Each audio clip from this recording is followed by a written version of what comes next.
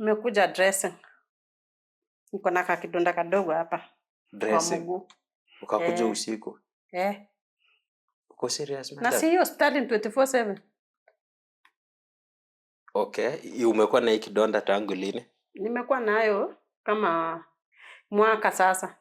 Huwa nakujanga dressing, lakini huwa nakujanga mchana. Alafu leo nini ikafanyika? Nimeamua tu si hospitali ni 24/7. Nimeamua acha nikuje tu saa hii. Hauko serious madam? Hauko serious. Hii nakuandikia lazima uende KNH.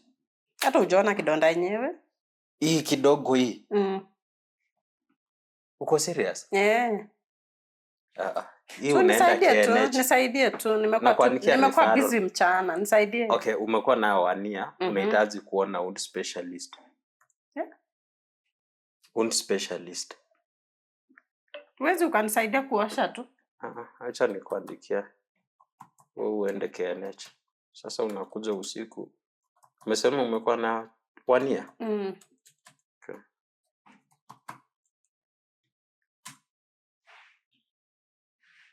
Enda uprintiwe referral pale uende nayo. Saa hizi? Niende KNH saa hizi? Ukirudi kwako hii mguu itakatwa. Si umekuwa na wania? Si iko serious?